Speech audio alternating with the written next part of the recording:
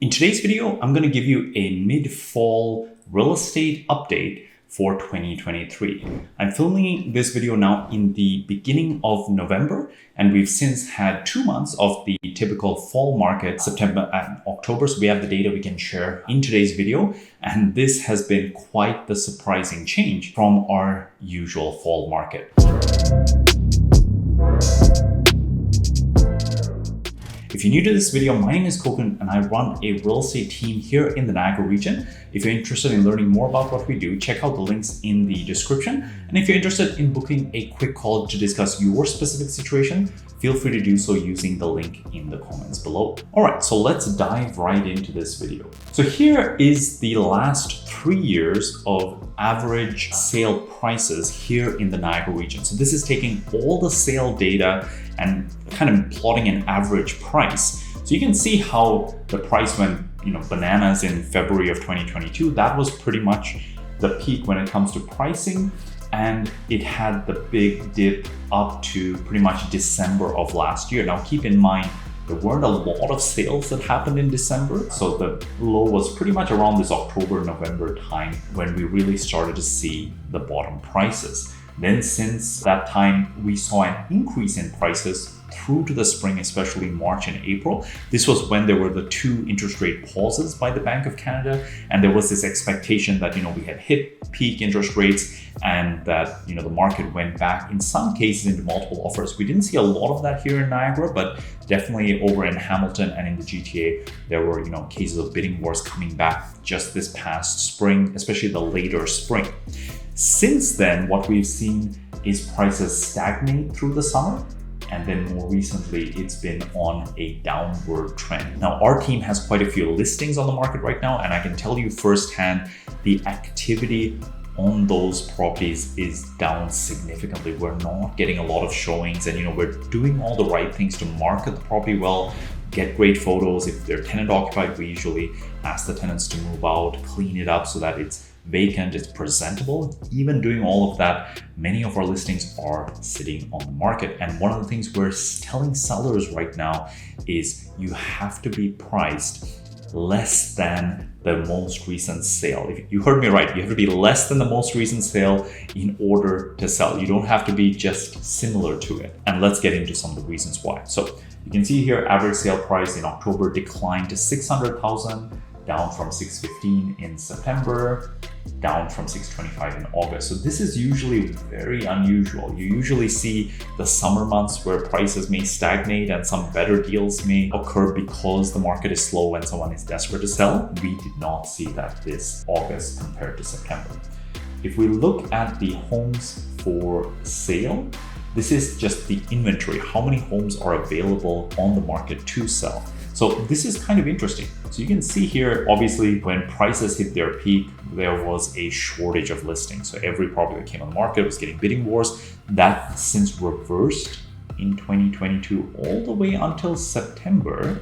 And then we had an interesting phenomenon last year. As prices went down enough, many sellers just decided they didn't want to sell. So then we saw listings come down. So even though prices were down, like I mentioned, December was the lowest average sale price. There weren't a lot of properties on the market in December to transact. And we saw this bottom out in January, February, and then it has been on an upward trend since.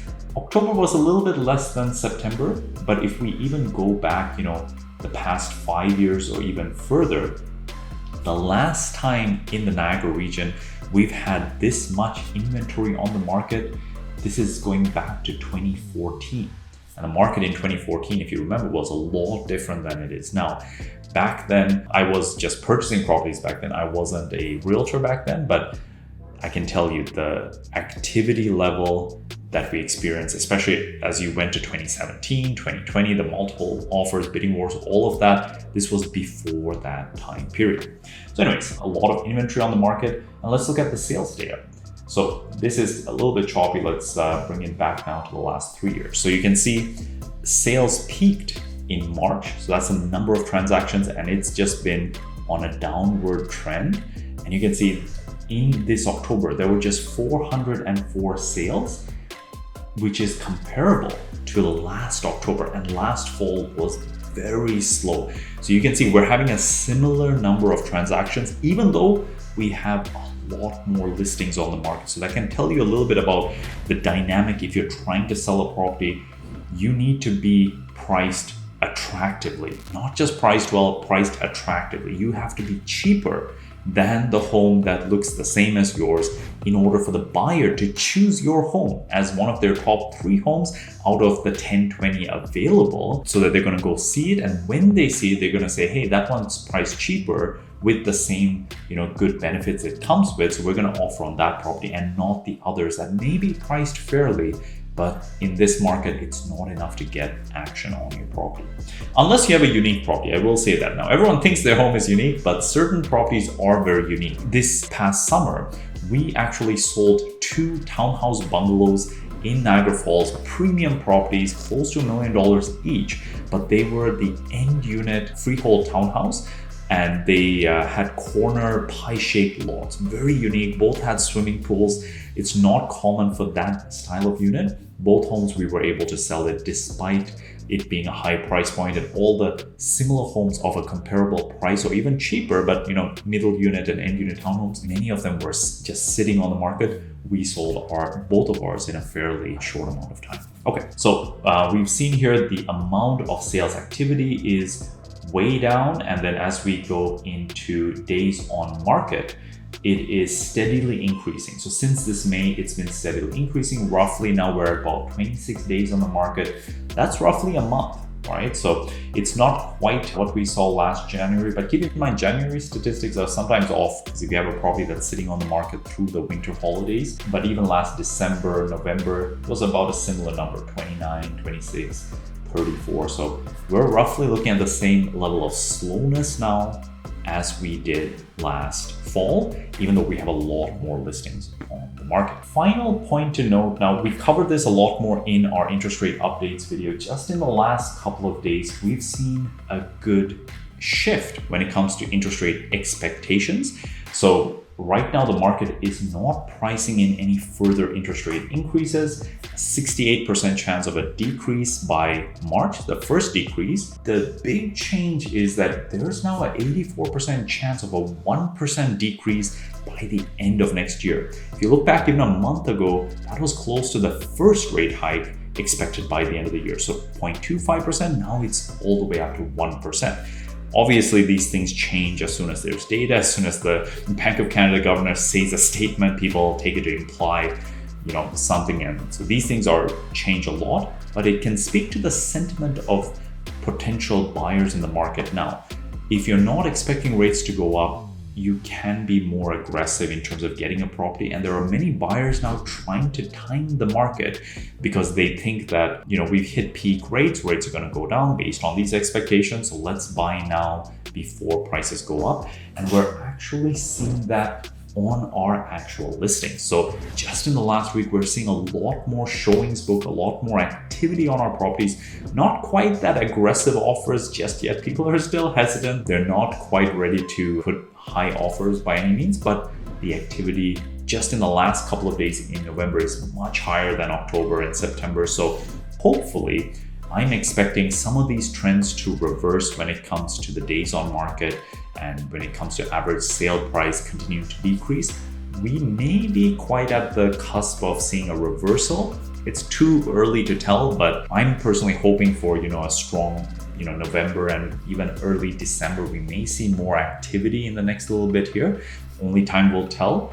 But if you are thinking of purchasing a home and you have the ability to do so now, you may want to consider it, because based on what we're seeing in terms of the reversal in sentiment, if these hold, we could be looking at a fairly active spring market. Doesn't mean prices are going to go crazy. You have to think about interest rates are still north of 6%. Even after a 1% decrease, they'll be in the 5% range. So I'm not expecting bidding wars by any means, but it could be more active than it is now. And right now, there are some sellers who are desperate, who are willing to, accept a fairly low price. We're seeing some deals get through where, it's listed at a certain price and then it sells 50 grand less. on like $500,000 houses. These are significant drops. Our goal with our sellers is always to try to get them to reduce their listing price quickly so that when they get an offer, it's not too much off the listing price. And the reason this matters is, if you're at $550,000, for example, as a list price, and you accept a $500,000 offer, what if you were instead at $525,000? Could you maybe have gotten more interest more quickly and say got an offer at $520,000, $525,000? So by staying at a higher price, you don't always help yourself. So we try to, kind of catch up to where the market is at so that we get a fair price versus staying higher and then sometimes get offers significantly below that. If you're desperate to sell, you start considering those offers. A lot of information in this video. I hope you found this helpful. Again, if you're interested in a quick call to discuss your specific real estate situation, feel free to book a call in the link in the comments below. And let me know, what are your thoughts in terms of how next spring is going to be? This is sort of an age-old question. Spring has always been a great time to sell compared to the fall. And even in these last two fall markets, it's kind of proved the case. Like, it's an old adage that I don't think has any merit other than the fact that people believe it. And if enough people believe it, it creates the reality. So we're really seeing it this fall, last fall, and that may actually continue into next year as well. All the best. Take care.